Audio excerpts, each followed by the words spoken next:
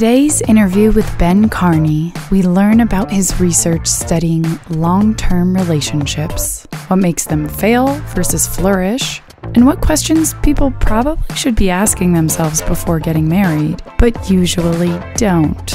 We also discuss how cultural institutions reward couples who are married, the positive correlation between effective communication and sex, and how much of marriage success sometimes comes down to luck. Dr. Ben Karney has spent the past 15 years studying change and stability in intimate relationships, especially in the early years of marriage.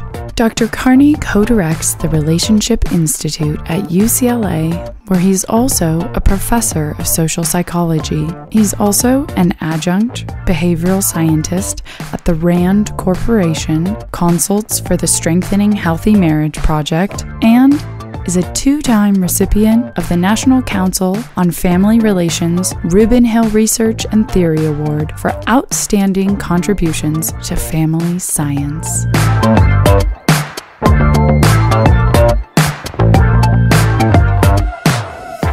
Thanks so much for joining us today. It's my pleasure. Thanks for having me. So to start out, if maybe you could just give us a description about what exactly it is you do and how you came to be here today studying what you do. Okay. So I am a professor of social psychology. Some people say, what's social psychology? And social psychology generally is a discipline, subset of psychology that studies how normal people exist and interact and make sense of the world of other humans around them. So it's really broad. Social psychologists study things like attitude change, why people do what they do, why people believe what they believe. And a big focus of social psychology is interpersonal relationships. And so I have, for the whole part of my career, which is about the past 25 years, been interested specifically in intimate relationships. And I'm not a therapist, I'm not a clinician, but I do want to understand, how do people maintain intimate bonds with other people for long periods of time? And for most of my life, I've studied that question in the context of marriage, because marriage is a convenient place to study intimacy because it has a really clear onset. You know when they start, people have a license, and there's a big party, and they know when they get married. And it has a very clear, legally defined ending, if it ends, which is not true of, let's say, dating relationships. I'm interested in non-marital intimacy, but it's harder to study because people don't always agree when they started dating, because it's not a good definition of what dating is. And they don't necessarily agree when they end, because it's not a good definition of, well, what does it mean? When are we done? Nor do they even sometimes talk about when they begin and when they end, let alone agree. Exactly. But marriage is something, it's hard to just say, oh, we just ended up married. Like, you have to be deliberate about it. So it's just a convenient place. And for many adults, it's a very significant intimate relationship. So that's where I've studied the questions that sort of have guided my work. And when did you find yourself kind of looking for those answers or wondering, how do people stay in these long-term relationships? What was it from a personal perspective that drew you to that curiosity? From a personal perspective, I was always fascinated by intimate relationships, and certainly it's something I thought a lot about as I had my first intimate relationships and was drawn to academics and psychology. And at one point somebody asked me, what do you want to study? What would you want to spend the rest of your life thinking about? And after giving that some thought, I thought, well, I wouldn't mind getting paid to think about what I already think about all the time, and what all my friends are thinking about all the time, which is, how do you make love last? I think what I found compelling is the idea that, again, it was both a personal and a professional question. When people fall in love, when I've fallen in love, and everyone I know, the only thing you want is to keep that feeling. Nobody wants to fall out of love. No one gets married and wants to get divorced.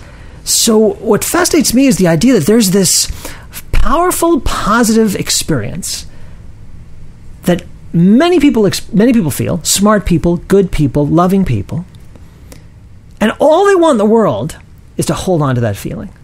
And I'm one of those people. When I fall in love, I want to That's all I want to do is stay feeling this. And yet that is so hard to do. That people, well-intentioned people, good, smart, loving people, can't accomplish this goal, this sort of very common goal. It's that hard.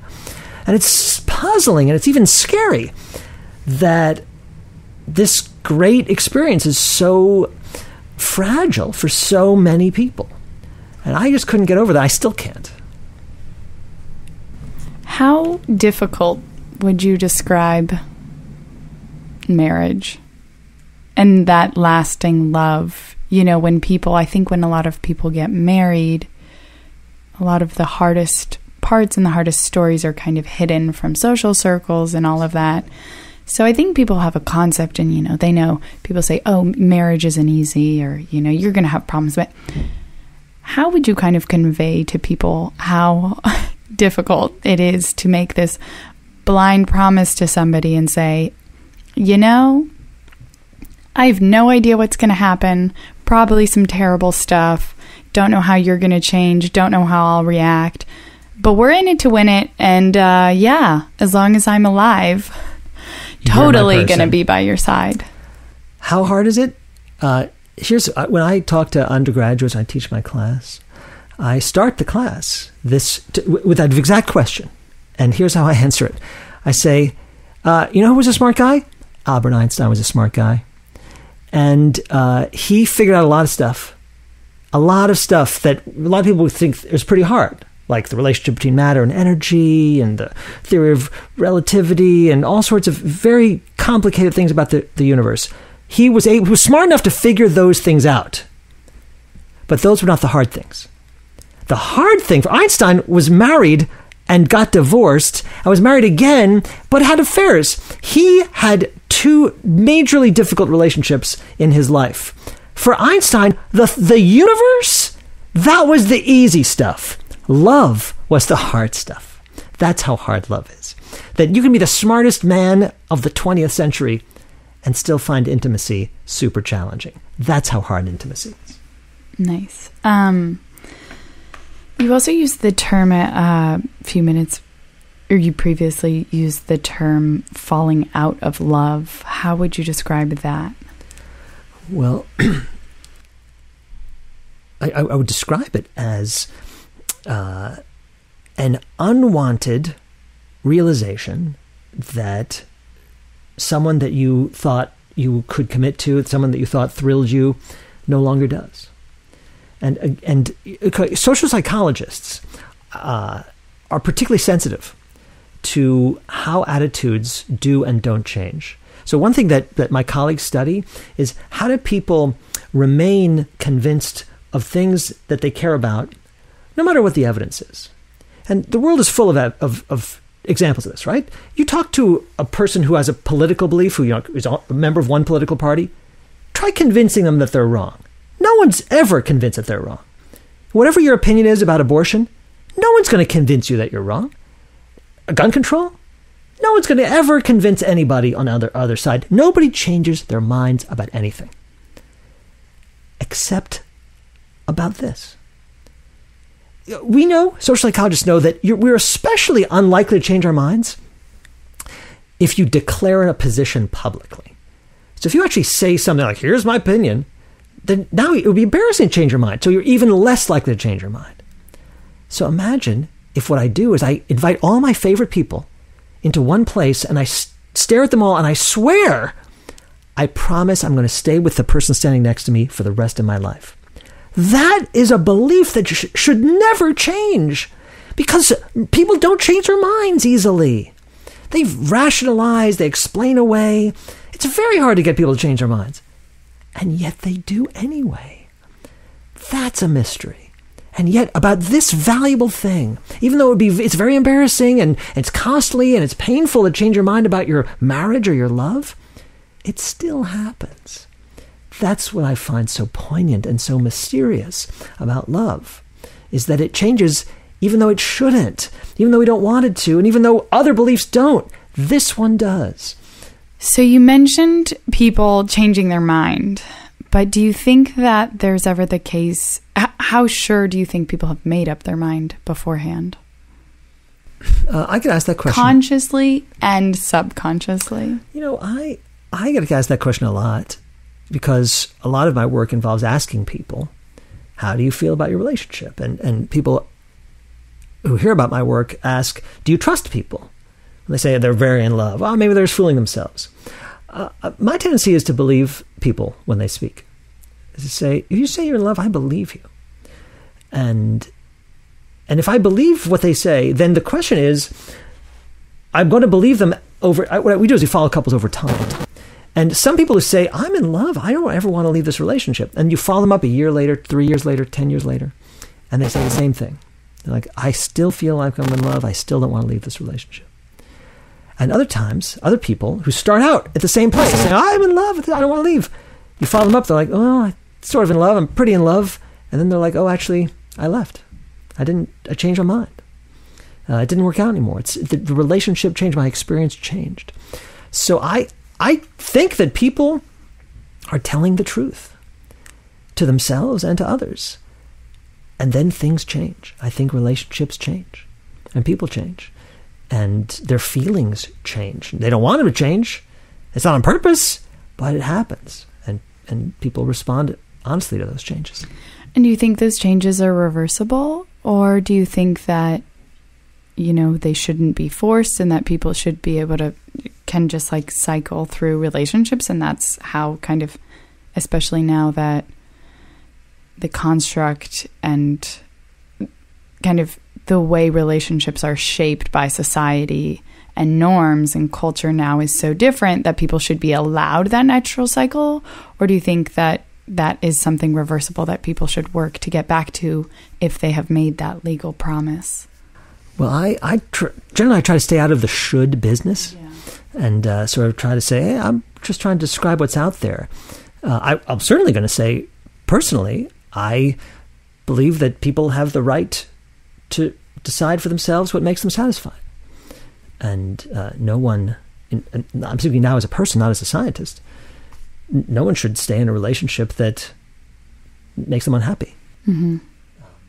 Well, unhappy, I don't mean definitely not, but, isn't that up in a way carried off their feet anymore, more of that kind of what many relationships tend to default back to as a natural state after a certain amount of time? Then, I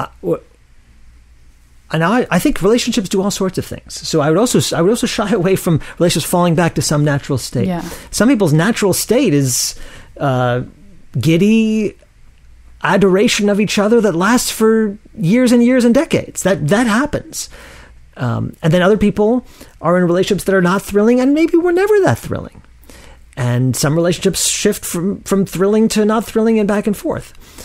What interests me is, how do relationships change? What's the engine? What drives those changes? Yeah. And then how do people make decisions? So those are two separate questions. The question of what makes the current emotional tone of the relationship what it is. That's sort of one domain of inquiry that's fascinating to me. Another is, how do people decide whether to stay or leave a relationship? And that's a different thing, right? There's people who decide to stay in a relationship that isn't that great, that maybe you or I wouldn't stay in, because there's lots of reasons why people make the decisions they make. One reason that I might stay in a relationship is, this relationship is thrilling. But it ain't the only reason. I might stay in this relationship because I think it's good for my kids. I might stay in this relationship because being in this relationship is better than the alternatives available to me. This relationship maybe even isn't so hot, but it's better than being homeless. It's better than being alone, maybe. So the way people make decisions about their relation, about whether to stay or leave, is truly fascinating. But it's separate from the idea of what makes a bond between two people close and emotionally fulfilling, or not, or less so. And how does that bond itself evolve over time and respond to circumstances? My work is focused mostly on that question, and less on the question of how do people sort of, once they've evaluated their relationship, decide whether to stay or leave. Yeah. could you give an example of kind of one of the most impactful things you've learned perhaps from somebody else or from a couple that you guys have studied or anything like that? Sure. We've studied thousands of couples over the last 25 years. We often start with newlywed couples. So we bring couples who've just been married and are quite happy. And we usually ask them a bunch of questions. We interview the husband and the wife separately. So far, we've done all of our work in the context of different sex relationships. We're excited to study same-sex relationships. We haven't yet, not in our lab. We always videotape them first. So we now have recordings of these couples who've just been married talking about issues in the relationship. And then we follow them over time. And one of the questions that we ask them is, what is your background like? What do you like? What kind of personality do you have? But we also ask them, what's your life like? Where do you live? What's the stress in your life? How much time do you have flexible to yourself? And one of the biggest, most impactful things that couples have told us is that even as newlyweds, the quality of their lives varies a great deal. Some people start out their marriage with a lot of good fortune and solid resources behind them. Good jobs, healthy, families that love them, good connections to other people. And what we found is if you're starting out in an environment with a lot of resources, that makes intimacy easier. And other couples, from the very beginning, even though they're just as in love, they don't have a lot of those same resources. Some people don't have good jobs, don't have jobs that they like, don't have enough money, don't have physical health. They've got health problems or family members with health problems. Or they just have bad luck. Bad things happen to them, illness, accidents, natural disasters. The biggest thing that's come out of our work is that intimate relationships are hugely affected by events that are totally outside the relationship and beyond couples' control. And that is something that I think is easily overlooked. All the self-help books say to couples, listen hard, work hard, relationships are hard work, and they are. But the implication is, if something goes wrong, you didn't work hard enough. Or you just didn't know how to listen better, shame on you. And our work says, or tries to say, it's not always shame on you. Some people got dealt a bad hand. And you can make the best you can of that bad hand, but it's still a bad hand. And relationships are going to be easier for people with better luck and harder for people with bad luck. And we've seen this in a lot of different ways. And it makes me think differently about, how to help people have better relationships.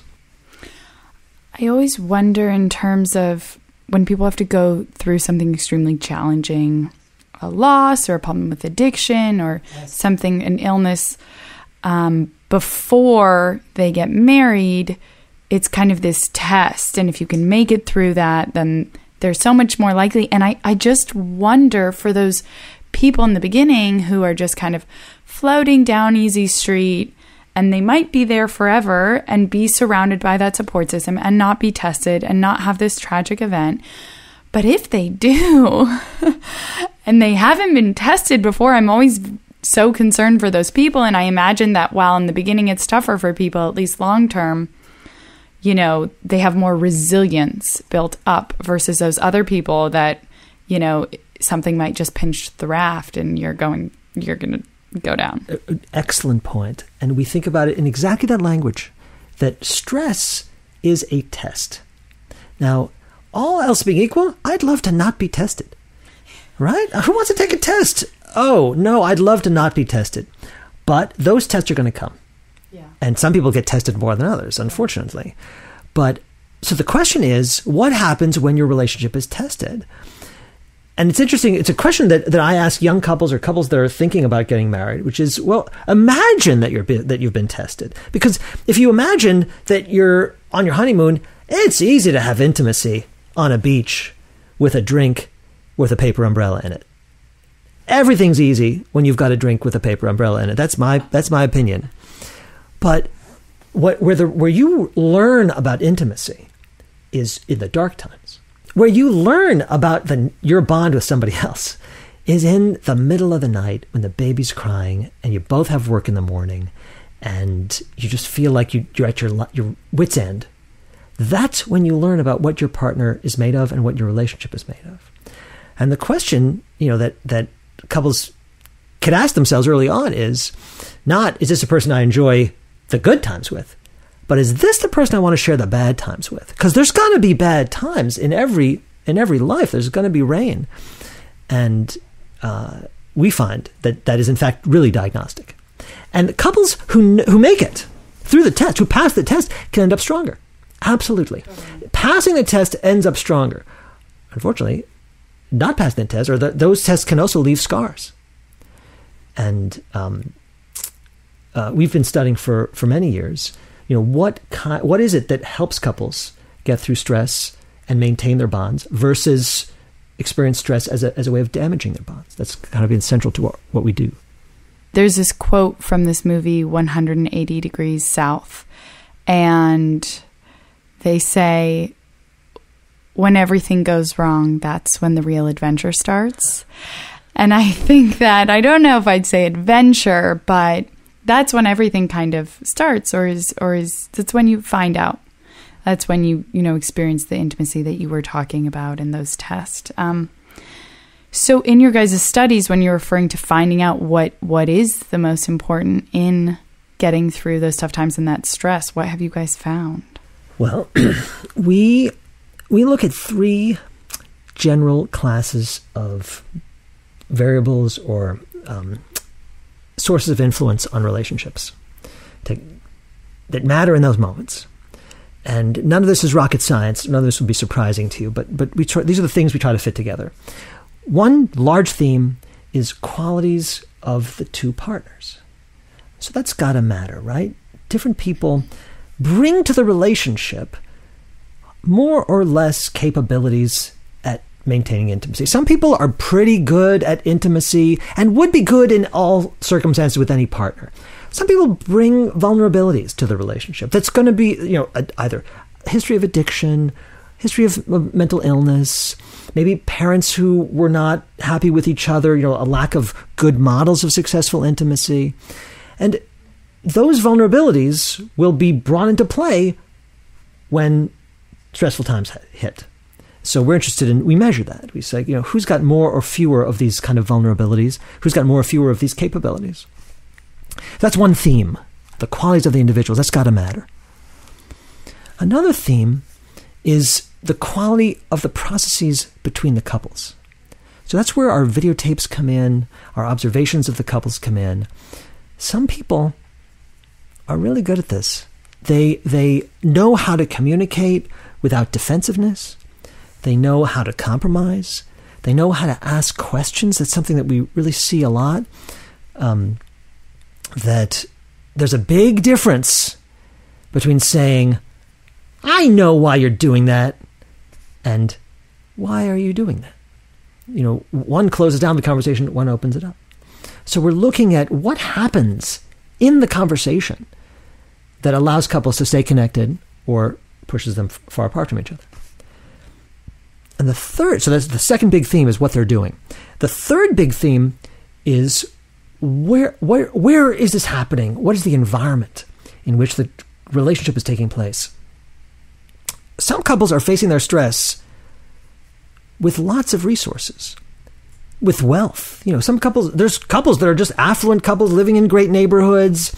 And when the car breaks down, they're like, oh man, I guess I'll take the other car. There's other couples that are living in lower income communities because they have lower income, where the same thing, the car broke down, can really be a disaster. That means I can't get to work. There's no public transportation. I might be fired. Like, this is a problem. The same stressor is much more problematic for people who are in disadvantaged environments. And we've done a lot of our work in low-income communities, trying to say, well, what resources do people rely on when they're financially strapped, one thing we've been looking at is social connections. That some people two couples might be equally financially challenged, but one couple is connected socially. So they've got social capital to draw upon. The other couple, isolation, that would be like a second problem for those couples. Mm-hmm. So those are our three themes that we look at: qualities of the individuals, qualities of their behavior, and qualities of their environment. And all of those things seem really, really vital for getting through stressful periods in the relationship. I think that social circle is so important in that support, not only to have an outlet if you can talk to people, or even just having support and having providers for certain needs outside of expecting everything from one partner. And it's just so interesting because social circles now, they're realizing, is basically also your longevity. It's your happiness. It's the success of your marriage and your longevity. Social circles is just everything. There's a burgeoning interest in the effect of our social ties on health, as you say, on mortality, on longevity. And you'd be surprised at how strong those effects are. And therefore, you'd also expect, well, then it's got to affect our relationships as well. But that actually runs counter to a lot of self-help about intimacy, which says focus on your partner. Devote more time to your partner, invest in your relationship. And that's all good advice.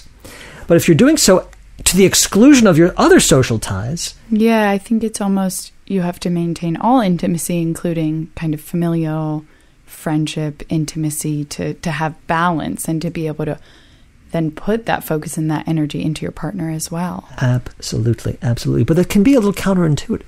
Yeah. I had a couple small comments. When you were going through kind of what helps get people through stress, and outside of obviously a formal research, kind of quantifiable factors, I wonder if there's anything about just simple but vital things such as sense of humor or, having fun, and how much that plays into helping people get through stress. That's something you'd be surprised, actually is pretty quantifiable. So, what we do is when we have all these videotapes, and we have teams that review the tapes, rating them second by second on various dimensions. And one of the studies we're doing now rates each moment of the interaction along two dimensions. And one is, at this moment, how cooperative or uncooperative is the spouse being? So you can imagine that we could be agreeing, like, oh, what a great idea. I'd be very cooperative. Mm-hmm. I'd be like, that's a terrible idea. There's no way we're doing that. To be uncooperative. Yeah.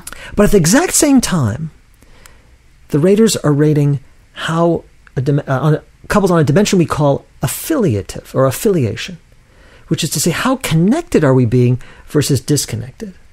So you can imagine that even if I can be uncooperative, but still be leaning in, like, that's a terrible idea, but I'm engaged in the interaction. I'm engaged with you. The second dimension that they're coding at the same time is how affiliative each spouse is being at every second.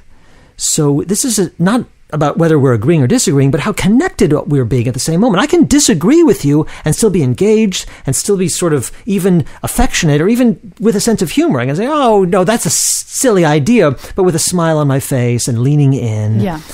And when you do that, when you code both those things at the same time, you can see which of those things drives the feelings about the relationship more strongly. And it turns out that if the spouses who are expressing a high level of affiliation, it doesn't matter how cooperative or uncooperative they are. And that, I think, it speaks to the intuition that you started with, that if we're connected and can express a little humor and even a little bit of affection, we can disagree all we want. It doesn't matter for the relationship, because relationships are not about agreeing. They're about connecting. I just want to write that down. Relationships aren't about agreeing. They're about connecting. And sometimes you need to agree to connect, but sometimes connection is very different. It's about understanding. Well, it's a good point. People disagree in their relationships about different issues. And some of the problems that couples have they got to get resolved. And some of those disagreements, if they don't get resolved, are real problems. Like, are we going to have kids or not? That's a zero-sum game. We have to decide it, and we can't compromise. We can't have half a kid. We can't have a kid on one day, and then tomorrow we'll try not having a kid. So that's a problem that really needs to get solved. But you know what? Most problems are not like that. Most problems, there are plenty of ways to compromise or just live with the disagreement.